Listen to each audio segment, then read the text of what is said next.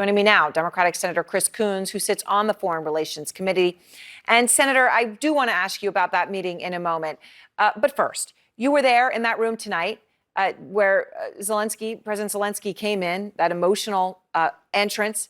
He referenced a peace plan that he discussed with President Biden. And, do you know any details about what this is? Do I know any details about his discussion with President Biden? No, but I know that he gave an electrifying speech.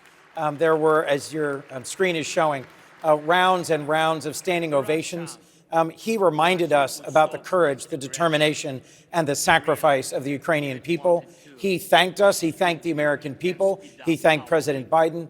And as you know, we are working tonight to pass the FY23, the upcoming year spending bill that would provide an additional $45 billion in humanitarian, economic, and military support for the brave Ukrainians who continue to fight to expel the Russian occupiers from their nation.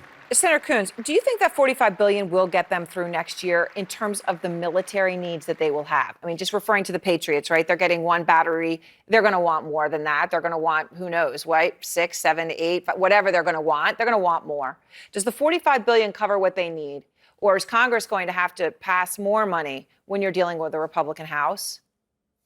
Erin, I'm optimistic that the $45 billion will meet Ukraine's needs for the coming year, both for economic support and military support. Mm-hmm. But frankly, that's in part because we're counting on our European allies to continue to be strong supporters of the Ukrainian people, both in taking in and supporting Ukrainian refugees and in continuing to provide military and economic support. The United States is not carrying this burden alone. It's the Ukrainian people who are doing the fighting, and it's our European partners in NATO and in other places around the world who are also contributing to the cost. Yes, the United States is the single biggest contributor, and depending on the turn of the war in the next couple of months, it is possible we would need to provide more. But I think this significant appropriation, Erin, would send a very strong signal to Putin that the United States stands united in bipartisan support of Ukraine going forward. And obviously, but it's significant that you say, look, Europe needs to do more. And I think we all know that in part the U.S. has been kind of drip because Europe has. This has all been part and parcel of the same issue. The meeting today with Zelensky and, of course, his appearance in front of the joint meeting of Congress came, Senator, as Dmitry Medvedev, right, who has issued so many threats, nuclear and otherwise, but also threats about the Patriot system specifically, met with Xi Jinping. What's your understanding of that meeting, of what happened there and what it was about? Well, public reporting on this meeting suggests that President Xi cautioned Russian leadership to not be more aggressive on Ukraine. Look, for a long time, China's position globally has been that they respect national sovereignty.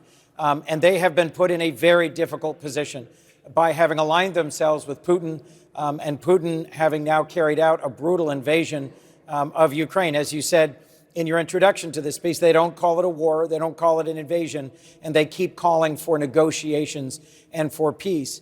But this puts them in a tough spot internationally because China's long commitment to territorial sovereignty is something that is clearly being crossed by Russia's ongoing aggression and occupation and intended annexation of portions of Ukraine.